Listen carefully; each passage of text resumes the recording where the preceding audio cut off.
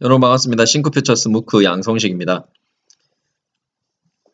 이번 싱크퓨처스 무크에서 할 내용은 왜 한 살이라도 젊을 때 미래학을 공부하고 미래학자들의 얘기를 좀 새겨들을 필요가 있는지에 대해서 말씀을 드리겠습니다. 제가 고등학교 2학년 때 영어 선생님이 소개해준 책이 바로 메가트렌드 2000이에요. 이게 미국의 미래학자 존 나이스피트라는 사람이 쓴 책인데 저는 그 고2 때 이 책을 읽고 좀 인상 깊게 머릿속에 남아 있었고요. 읽어보진 않았지만 메가트렌드라는 말과 90년대 말에 2000년에 대한 생각, 좀 충격이었죠. 그런데 고3 때 이제 본격적으로 미래학을 접하기 시작합니다. 그 형이 대학교 1학년이었고 교양서적으로 소개받아서 읽고 있던 책이 엘빈 토플러의 제3의 물결과 권력이동이었어요. 미래학자 엘빈 토플러가 작년에 돌아가셨는데 어쨌든 저는 이 엘빈 토플러의 책과 미래학을 접하게 됐고 그리고 그때 본 책에서의 내용들이 현실이 되는 걸 많이 느꼈죠. 제3의 물결에서는 한 가지를 얘기하면 앞으로 미래에는 은행은 사람이 필요 없는 시대가 될 것이다. 그리고 이 제3의 물결에 보면 그 자본주의 사회, 세계화 이런 걸 통해서 앞으로 미래에 일어날 일 중에 하나가 테러와의 전쟁에 대한 얘기도 합니다. 근데 이제 그게 진짜 현실이 다 돼가고 있죠. 그리고 이 제3의 물결에서 그 은행원에 대한 얘기를 듣고 저희 아버지가 은행 지점장이셨거든요. 그 당시에. 그때는 기사 딸린 차도 나왔죠. 지점장이면. 저는 기사가 막 학교 태워주고 그랬는데 그런데 지금 이제 이미 인터넷 뱅킹을 넘어서 모바일 뱅킹 그리고 핀테크 시대까지 그리고 최근에는 은행원들의 또 구조조정이 본격화되고 있고요. 은행은 점점 점포가 사라지고 있고요. 물론 이제 10년, 20년 뒤의 얘기지만 제가 고3 때 이 책을 읽고 대학교 때 이미 피처폰으로 모바일 뱅킹을 하면서 미래학 책에서 봤던 내용과 현실이 변해가는 걸 제가 같이 이제 연결을 시키면서 앞으로 미래가 어디로 갈지를 생각하게 되고 내가 어떤 의사결정 그리고 어떤 선택을 해야 될지를 결정하는 데 도움을 받기 시작하죠. 그래서 제가 대학교 졸업할 때 많은 친구들이 상대를 졸업하면 은행을 갔는데 저는 은행을 안 갔어요. 아버지가 은행원이기 때문에 실제로 가족들이 취업을 하면 우대를 해주거든요. 그런데 저는 그 달콤한 유혹에 빠지지 않고 그냥 앞으로 미래 사회에 더 유망할 수 있는 쪽으로 가려고 이제 진로를 좀 그런 고민을 하게 되죠.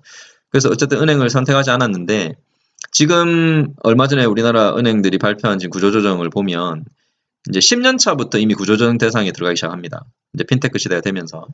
근데 10년 차가 바로 지금 제 동기들하고 비슷한 시기죠. 제가 2006년에 졸업했으니까. 그래서 이 10년이 지난 지금 어쨌든 제가 10년 전에 했던 의사결정이 틀리지 않았다는 걸 지금 얘기를 해주고 있고요.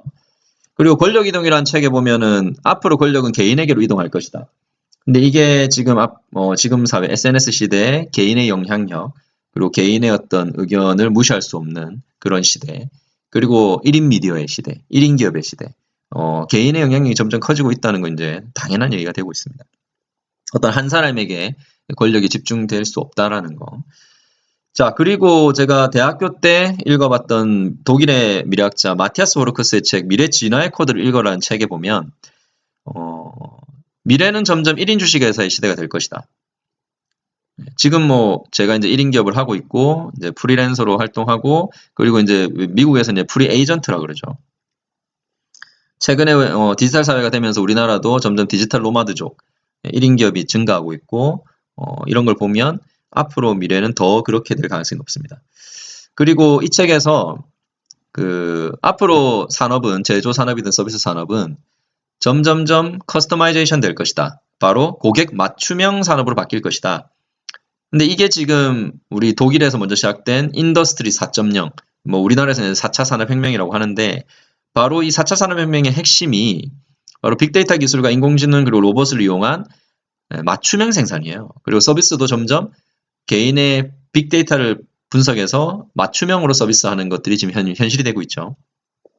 그래서 이미 이 맞춤형 제조, 맞춤형 서비스도 점점 현실이 되어가고 있고요. 그래서 저는 이런 제가 학창 시절에 읽었던 책들을 통해서 지금 현재 현실과 연결을 시키다 보면 정말 그때 봤던 내용들이 거짓이 아니었고 다들 어느 정도 많은 연구를 통해서 그리고 미래학자들이 다양한 영역에 대한 맥락을 읽으면서 예측을 했다는 걸 알 수 있고요. 그리고 조금 더 과학적이고 체계적인 어떤 방법을 이용해서 예측을 했으니까 이렇게 정확도 있게 예측하지 않았나 싶고요. 그래서 이 미래학자들의 얘기를 좀 새겨 듣고 우리가 5년 뒤, 10년 뒤를 내다보면서 젊은 시절에 의사결정을 하는 게 중요하다고 생각합니다. 제가 직장을 다니다가 직장 그만두고 이제 1인 기업, 1인 지식 기업을 본격적으로 시작한 것도 저 신입사원 때 제가 출장을 가면서 KTX 안에서 읽었던 지금도 기억납니다. 서울역에서 제가 그 서점에서 사가지고 읽었던 엘빈 토플러의 부의 미래라는 책인데요. 이 부의 미래 책에 보면 앞으로 미래는 점점 지식과 정보 그리고 소프트웨어, 무형자산이 중요한 시대가 될 것이다. 그것들이 이제 부를 창출할 것이다. 라는 게 책의 핵심인데 그래서 점점 저도 그 100세 시대에 내가 어떤 준비를 해야 될까? 그리고 아버지가 구조조정 당한 걸 보면서 내가 직장이 영원한 보험도 아니고 가능하면은 내가 스스로 살아갈 수 있는 능력을 길러야 되는데 어느 쪽으로 가야 될 것인가를 고민할 때 바로 이 교육 쪽을 선택할 수 있는 좋은 계기가 되게 해준 책입니다. 그래서 이 책을 통해서 제가 지식과 정보 그리고 이런 1인 기업 그리고 그 교육과 관련된 일을 하게 도움을 준 책인데 뭐 어쨌든 지금 제가 8년이 지난 지금 보면 뭐 직장 다닐 때보다 더 여유 있고 그리고 시간적 여유도 많고 가족과 시간도 많이 보내고 있고 그리고 지금 저는 제 개인 스스로 살아갈 수 있는 네트워크, 역량 이런 부분을 채워가고 있다라는 걸 보면 자 틀리지 않은 선택이었다 저는 봅니다. 그리고 이제 제가 이제 앞으로 40대, 50대, 60대 미래를 위해서 또 준비하기 위해서 또 최근에 계속 읽고 있는 이런 미래학 책들이 결국 제가 가지고 있는 자원을 어디에 투입하고 어디에 선택과 집중을 할 것인가를 결정하는데 많은 도움을 주고 있고요. 그래서 여러분도 지금 아직 젊으시다면 뭐 20대, 30대라면 지금이라도 미래학 책을 좀 탐독을 하시면서 어디에 내가 선택과 집중을 해야 될지 내가 가진 시간, 자원, 돈 그리고 인력, 노동 이런 것들을 조금 더 선택과 집중할 수 있는 현실에 유지하기 위한 데 더 투입 하는 것보다는 현실에 투입해야 될 부분도 있을 것이고 조금 더 미래에 맞춰서 더 많이 투입을 하시기 바라겠습니다. 그래서 미래학책을 꼭 공부하셔서 미래에 대한 인사이트 그리고 미래 사회에 대한 예측력을 좀 높일 수 있으면 좋겠습니다. 자 그리고 하나만 더 말씀드리면 대한민국이 지금 어려운 이유도 어떻게 보면 이런 미래학자들의 충고 그리고 미래학자들이 쓴 책들에서 하는 얘기들을 좀 새겨 듣지 않아서 그렇게 되지 않나 싶은데 저는 이 미래학자 엘빈 토플러가 2001년에 김대중 정부 때 우리나라에 남긴 보고서 이 위기를 넘어서 21세기 한국의 비전을 최근에 읽어봤어요. 최근에 4차 산업혁명이 시작되면서 우리나라가 위기다. 앞으로 제2의 IMF 시대가 올 것이다라는 얘기를 하면서 좀 안 좋은 얘기가 많이 나와서 제가 이 보고서를 구글에서 검색을 하니까 나오더라고요. 그래서 다 읽어봤습니다.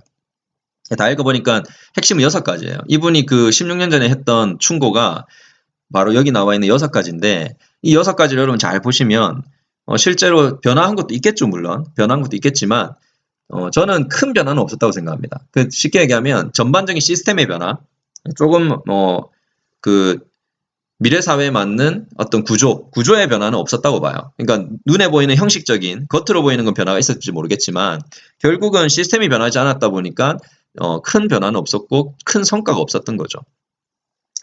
그리고 여기서 핵심이 이분이 마지막에 항상 마지막에 강조했던 게 결국 이러한 변화를 만들기 위해서 제일 중요한 건 먼저 학교에서의 교육의 변화 그리고 성인 교육의 변화 모든 영역에서의 교육 커리큘럼과 교육의 방식이 바뀌어야 된다. 그래서 이 디지털 사회에 맞는 교육 체제를 먼저 개혁하는 게 최우선이다라는 게 이분의 말씀이었어요. 결국 미래를 위해서 우리가 어디에 선택과 집중을 할 것인가 그게 바로 미래 전략인데요. 결국 미래에 대한 생각을 할 수 있어야 되고 미래에 대한 예측을 해야만 지금 우리가 어떤 준비를 하고 어떤 행동을 할지를 선택할 수가 있습니다.